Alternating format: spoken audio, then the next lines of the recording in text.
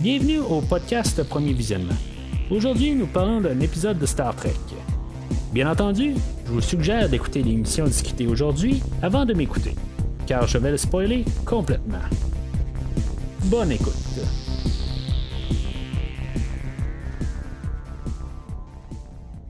Bienvenue sur le USS Protostar. Aujourd'hui, c'est ça, on est en train de finaliser la première demi-saison de Star Trek Prodigy avec le premier épisode de 2. En tout cas, ce qu'on va voir le prochain bout de saison, je sais vraiment pas. Là, on a annoncé que dans le fond, il y allait avoir 10 autres épisodes qui allaient arriver plus tard dans l'année, mais en tout cas, on sait pas c'est quand. Tout ce qu'on sait, c'est que là, maintenant, on est à mi-saison, puis en tout cas, il va probablement avoir quelque chose qui va se passer d'assez drastique dans le prochain épisode pour comme faire une séparation, un cliffhanger, qu'est-ce qu'on dit comment on appelle ça normalement juste pour pouvoir nous renvoyer dans une demi-saison, puis que finalement on va pouvoir reprendre dans quelques mois, mais en tout cas, juste avant de commencer, deux choses. De un, j'ai comme un début de rhume ou je sais pas trop quoi exactement, fait que ça se peut que ma voix soit un petit peu distorsionnée encore une fois aujourd'hui. C'est arrivé il y a une couple de semaines, puis ça arrive encore aujourd'hui, mais en tout cas, c'est tout à fait normal. Vous imaginez pas si, mettons, je sonne pas comme d'habitude. Et deuxièmement, si vous voulez entendre ce que j'ai à dire avec ma voix normale sur le podcast, sur l'univers de Star Trek actuel, rendez-vous sur premiervisionnement.com. Vous pouvez avoir tout ce que j'ai à dire sur les épisodes précédents de Prodigy et de Star Trek Lower Decks, Star Trek Picard et de Star Trek Discovery. Comme j'ai dit, rendez-vous sur premiervisionnement.com. Alors, l'épisode d'aujourd'hui, c'est un épisode qui est quand même assez... elle a la même longueur que tous les autres épisodes, 23 minutes. Mais c'est vraiment comme le début d'une autre histoire aussi. C'est la moitié d'une histoire. On va commencer l'épisode avec comme les retombées de la dernière épisode. C'est maintenant on écoute tout ça en rafale. Normalement, toutes les histoires devraient tout le temps comme s'emboîter une dans l'autre. Mais c'est ça, on a la retombée du dernier épisode où il y avait comme un problème temporel sur le vaisseau, puis tout notre équipage s'était mis à travailler ensemble, même s'ils n'étaient pas ensemble, mais en tout cas c'était ça l'épisode de la semaine passée. L'épisode elle avait terminé avec Dreadnought, ou en tout cas un genre de clone qui avait été refabriqué de Dreadnought, qui était encore à bord du vaisseau du Protostar, puis que finalement qui était encore actif. On va l'activer accidentellement, puis que finalement on va comprendre qu'il était pas tout à fait actif, mais en tout cas, il y avait encore de l'énergie dedans dans le fond. Puis il y a un message caché du Diviner, puis que dans le fond il va faire comme un peu une menace à notre équipage, où ce que dans le fond il va dire revenez vers moi, ou sur Tars Lamora, la planète du début, puis si mettons vous revenez pas, ça va être tous les mineurs qui sont sur la Lune dans le fond, qui vont payer le prix. Fait que c'est ça un peu, ça repart avec cette menace là. Il y a dans l'épisode d'aujourd'hui, c'est sûr qu'on va se poser beaucoup de questions encore. C'est quoi la motivation du Diviner? Il va arriver, puis il va laisser un message aussi à Gwyn en disant que le message est plus il y a une raison pourquoi il fait ça, puis c'est plus grand que ses motivations personnelles. C'est clair qu'il y a une genre de dent contre Starfleet. Puis, d'après moi, ça va être une genre d'affaire comme dans Star Trek, le film de 2009, où on a le personnage je me rappelle pas de son nom, le Romulan qui revient dans le passé, puis qui est comme à la poursuite de Spock dans ce film-là. Puis, dans le fond, lui, il avait perdu la planète Romulus, il l'avait perdu, puis en tout cas, il est comme fâché parce qu'il a tout perdu sa famille, tout ça. Puis il était fâché contre Spock à cause de tout ça, que dans le fond Spock avait apporté avec qu'il y avait la matière rouge, puis que dans le fond ça avait fait c'est supposé de sauver le monde, mais finalement ça l'avait détruit puis d'après moi il y a une genre d'histoire de même, c'est pas exactement la même affaire, mais c'est juste le même principe que Starfleet est arrivé en disant qu'ils vont pouvoir sauver leur peuple, quelque chose de même, puis que finalement on va avoir lui à quelque part il va avoir été mis côté pour une raison X X, du coup. Puis finalement, ben, c'est ça, ça va être tout un peu ça. Là. Moi, j'ai pas mal l'impression que c'est quelque chose de même. Que c'est plus une question là, de vision de la chose ou quelque chose de même, là, de perspective là-dedans. En tout cas, on verra bien. Là. D'après moi, on va avoir pas mal des révélations là-dessus la semaine prochaine. Parce qu'il y a même un bout dans l'épisode d'aujourd'hui où il s'apprête à comme vouloir dire à Gwen c'est quoi la motivation en arrière de tout. C'est intercoupé parce que lui il se rend compte que finalement Gwen a comme un agenda caché. Puis en tout cas, fait qu'il le dit pas. Mais, tu sais, en tout cas, il y a quelque chose, là, il va falloir quelque part un peu ouvrir les livres un peu, là, puis commencer à expliquer des choses pour comprendre un peu le fond de l'histoire. Mais c'est ça, fait que l'équipage, là, il arrive, puis ça demande si, mettons, ils vont vers la Fédération qui pourrait les aider. Ou si, mettons, ils vont vers Tars Lamora pour finalement là, écouter le Diviner. Ils ont comme la capacité avec le Protostar de faire juste un saut. Fait que, tu sais, ils peuvent juste choisir entre un ou l'autre. Mais s'ils choisissent la Fédération, ben, tu sais, ils savent pas si la Fédération peut les aider aussi. Fait que, tu sais, le choix est quand même d'un côté facile. Il pourrait arriver aussi, puis juste comme décider, ben, tu sais, on fait rien tout simplement. Mais c'est un show, puis il faut qu'il y ait quelque chose qui se passe à chaque épisode. Si maintenant il aurait décidé qu'il ferait rien, ben peut-être qu'il y aurait la mort là, de tous les mineurs sur leur conscience. Mais en tout cas, c'est autre chose. Mais juste un peu pour penser là, à aller vers la Fédération, que je voudrais parler 2 minutes. Je lisais, je pense que la semaine passée, justement, je parlais que j'avais lu quelque chose à propos des créateurs là, de Prodigy qui parlaient que la série Prodigy se déroulait quelque chose comme 5 ans après le Voyager. Puis, tu sais, j'en lisais cette semaine. Autre chose. Qui était une analyse sur l'épisode de la semaine passée qui disait que finalement l'année stellaire de l'épisode de la semaine passée était pas mal plus longtemps après 5 ans après le Voyager. Fait que, tu sais, dans le fond, d'après moi, là, mes théories que j'avais au début du podcast sur cette série-là, que l'histoire de Prodigy se passe beaucoup plus tard, ça se concrétise. Là, c'est à savoir si le Protostar a été créé pour passer par-dessus le burn. C'est sûr que ça veut dire que si le burn existait, il a été créé pour le burn, ça veut dire que Chakotay est encore vivant pendant le burn. Fait que ça, c'est un peu probable. Mais peut-être que le Protostar est parti peut-être quelque chose comme 5 ans après que le retour de Voyager. Mais tu sais qu'on a besoin du Protostar pour pouvoir voyager pendant l'époque du burn. Ça, c'est une possibilité. Mais tu sais, je suis toujours peut-être convaincu là, qu'on est peut-être aussi en même temps là, que Star Trek Discovery. Je sais pas comment qu'on pourrait faire un genre de croisée entre les séries, mais c'est une question de juste étendre l'univers actuel de Star Trek. Puisque la série phare de Star Trek en ce moment, c'est Discovery, ben on peut étendre plus l'univers de cette période-là là, de 3347, ou je sais plus exactement l'année spécifique.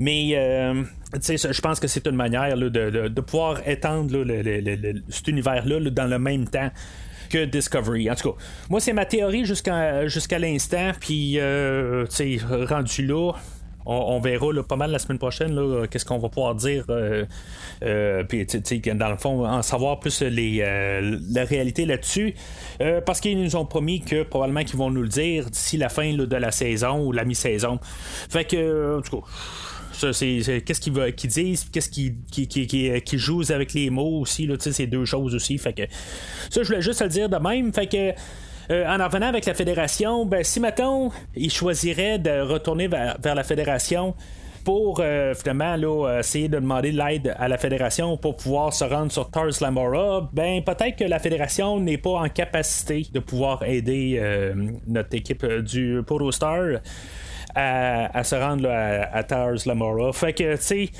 sais, sans le savoir, je pense qu'ils font peut-être la bonne décision. La décision est pas prise, c'est pas long avant qu'on la décide. Dans le fond, il y a Jan Com qui arrive, qui décide, qui parle pour tout l'équipage, quand il arrive et il dit qu'il est prêt tout de suite à retourner là, à Tars Lamora. Puis il y a juste Dal un peu qui est pas trop sûr. mais que finalement c'est pas long, parce que Gwen aussi elle va le rassurer pour lui dire que dans le fond elle est avec lui puis tout ça, puis tu sais juste que dans le fond tout le monde on leur appuie puis qu'ils sont prêts là, de faire face là, au Diviner.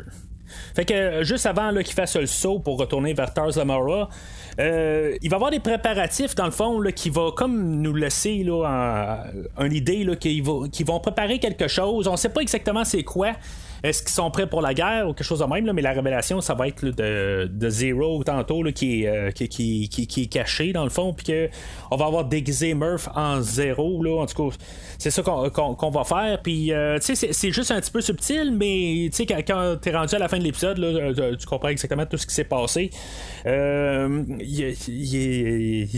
tout cas, tu sais, plus tard, justement, là, je pense que tu sais, ils nous envoient quand même pas mal là, de signaux pour nous dire là, que tu sais, ils ont pas sorti ça de nulle part, là, ils ont vraiment tout bien monté ça.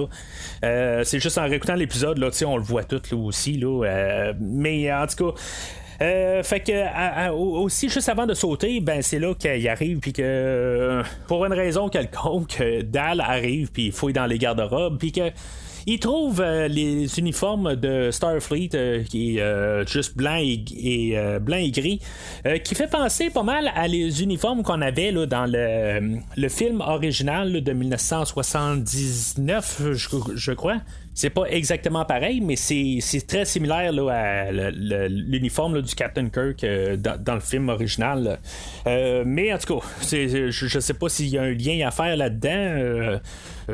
On verra bien. Peut-être que finalement, c'est une question là, temporelle de tout ça que ça n'aura pas de sens là, à cause là, du temps du Voyager puis tout ça, puis pourquoi avec Kirk, tout ça. Mais je trouve que c'est juste comme vraiment similaire au costume au Captain Kirk du film. Là. En tout cas, c'est vraiment étrange comme choix.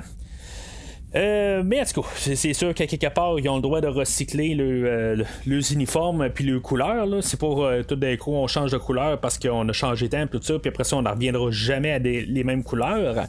Mais ça me fait juste vraiment penser là, à l'habit là, du Captain Kirk là, dans le film, le premier film. Là. Mais en tout cas, fait que ils vont se faire le saut là, à retourner là, à Taz Lamora. Puis finalement ben c'est ça, il se ramasse en face du Diviner, puis tu sais comme qu'il suspectait là, en bout de ligne, le Diviner change un petit peu les règles, puis finalement ben c'est ça, il veut revoir sa fille dans le fond. Puis il va, en échange de sa fille, il va donner là, son vaisseau personnel, là, le Rev 12, pour avoir Gwen. Puis une fois qu'ils vont partir, ben tu sais dans le fond, c'est le Diviner, il est vraiment là, cruel dans le fond. Il dit je vais vous donner mon vaisseau, mais en bout de ligne, j'ai pas dit que j'allais vous donner votre vie là. Tu sais c'est comme c'est jouer ses mots là. C'est vraiment là une horrible personne. Mais c'est bizarre, j'ai l'impression qu'il y a comme quelque chose d'autre pareil en arrière de ça. Ben tu sais il y a rien qui justifie là, de tuer une population là. Il y a vraiment rien qui peut justifier ça. Mais tu sais, il y a quelque chose où il est très orgueilleux, quelque chose de même, là, parce que là, il a dû rendre quelque chose quand même là, pour avoir sa fille. Mais c'est ça, tu sais, je suis certain qu'on va avoir une révélation là, au prochain épisode là-dessus. Comme je dit, il n'y a aucune chose là, qu'il va falloir justifier là, qui tue là, toutes les mineurs là, qui sont sur la Lune. Mais tu sais la mise en scène est quand même assez bien faite là, il arrive sur la planète là, puis on sait comment que ça va virer pareil rendu là tant qu'à moi là. Mais c'est ça, c'est comme tout se fait quand même assez diplomatiquement où on fait les échanges puis notre équipage reste sur place puis finalement le Diviner et Dreadnought avec Gwen partent sur le Protostar. Ils vont il y a Janeway qui va arriver puis qui va dire t'as pas d'affaires à bord dans le fond, c'est pas ton vaisseau, c'est pas plus le vaisseau à Dal puis son équipage là, mais en tout cas ça c'est autre chose. Puis finalement je sais pas quelque part la dernière fois Dreadnought ou en tout cas l'imposteur là, de Dreadnought ou je sais pas trop qu'est-ce qui était, il avait comme éliminé Janeway du système, mais là cette fois-là c'est comme il y a le bouton que, tu sais, c'est comme sur ton téléphone, t'as la version mode jour puis le mode nuit. Ben, c'est comme lui, il y a le mode nuit tout de suite ou le dark mode, quelque chose de même, là. Puis, tu sais, on pèse tout de suite dessus, puis on a un Dark Janeway qui apparaît, puis finalement, ben, elle a l'air d'avoir plus des intentions cruelles, mais en même temps, ça reste un ordinateur, là. Mais en tout cas, on verra bien avec le prochain épisode qu'est-ce que ça va donner avec ça, là. Tu sais, c'est juste la version sombre de Janeway, mais ça reste un ordinateur en bout de ligne, fait que je sais pas exactement là, qu'est-ce que ça va donner avec ça. Mais en tout cas, je sais pas si c'est une manière aussi qu'on veut un peu changer le look, mais on venait juste de le faire quelques minutes avant en changeant les costumes, fait que en tout cas, je trouve que c'est beaucoup de changements de costumes là, juste pour faire des changements de costumes. Fait qu'avant de partir, ben juste pour être cruel, le Diviner va détruire le générateur de gravité sur la lune là, de Tars Lamora. Ben je dis la lune, c'est toute la planète en tout cas. D'après moi, c'est plus une lune là. Dans le fond, il y a comme l'espace assez proche là. Fait que tu sais la gravité est plus là, puis l'oxygène est dissous. Fait que après ça, ils vont tous manquer d'oxygène. Mais c'est ça qu'on avait appris là. Tu sais, eux autres vont partir de là. Puis une fois qu'ils sont partis, ben ce qu'on a, tu sais, toutes les petites choses là, qu'on a laissé tomber là, en arrivant là, à l'entour là, de Tars Lamora. Il y a Dal qui dit est-ce qu'on transfère notre cargo, puis les affaires de même là, ben, c'est juste des petites notes de même que finalement là, ça fait du sens. Dans le fond, juste en l'avance, il y avait téléporté Zero avec des jetpacks sur lui, puis dans le fond il restait caché pendant ce temps-là. Puis eux autres, là, dans le fond, quand ils ont plus de gravité, ben, ils savaient exactement qu'est-ce qui allait se passer, ou ils étaient prêts, là, dans le fond, à toute éventualité. Zero, il sort, dans le fond, là, pour les secourir.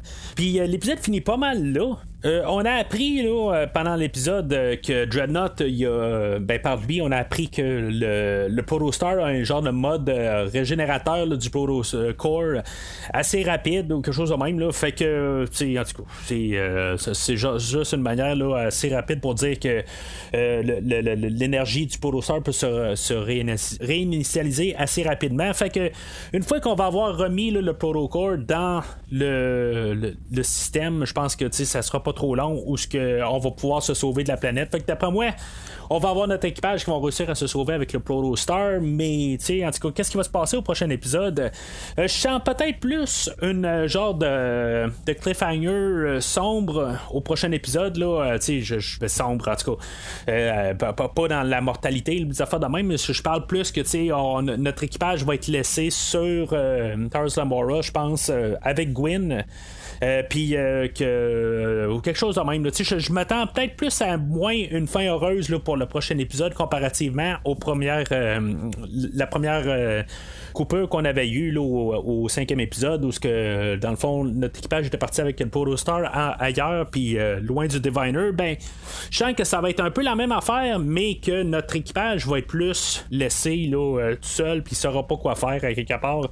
J'ai plus cette impression là pour la deuxième partie là, mais de la première saison en tout cas. On verra bien là-dessus.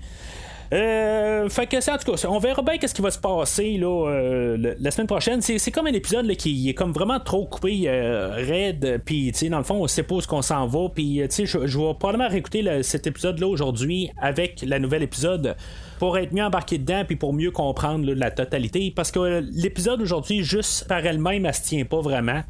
On a vraiment l'impression là, d'écouter une demi-épisode, puis il y a rien qui est complété là, c'est juste vraiment en préparatif là, pour la finale de mi-saison là. Fait que en tout cas c'est pas mal ça là, pour aujourd'hui. Alors, c'est pas mal tout pour aujourd'hui. J'espère sincèrement que quand on va s'en reparler la semaine prochaine, je vais parler un petit peu mieux. Là. J'espère que ça n'a pas été trop dérangeant pour vous, là, autant que ça l'était un petit peu pour moi. Là. Je veux dire, je me trouve pas si pire que ça, mais j'ai quand même la voix qui tire beaucoup. Là, mais c'est sûr, on va s'en reparler là, sur le prochain épisode là, la semaine prochaine pour la finale. Puis la semaine suivante, on va recommencer là, dans dans Star Trek Discovery. Entre-temps, n'hésitez pas à suivre Premier Visionnement sur Facebook et ou Twitter, puis commenter sur l'épisode d'aujourd'hui, puis aussi n'oubliez pas de liker l'épisode aussi. Le post, ça l'aide beaucoup à la visibilité du podcast. Des fois, ça a l'air de tellement rien, mais c'est vraiment beaucoup que vous donnez quand vous likez le post. Ça donne beaucoup de visibilité, puis ça attire d'autres personnes aussi à vouloir écouter le podcast. Alors, d'ici le prochain épisode, longue vie et prospérité.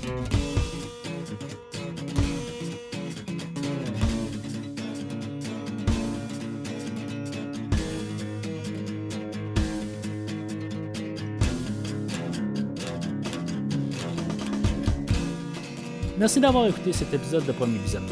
J'espère que vous vous êtes bien amusés. Revenez-nous la semaine prochaine pour un nouveau podcast sur l'univers de Star Trek. Vous pouvez suivre Premier Visionnement sur Facebook, Twitter, YouTube, Podbean, iTunes, Spotify et tout autre logiciel de diffusion de podcasts.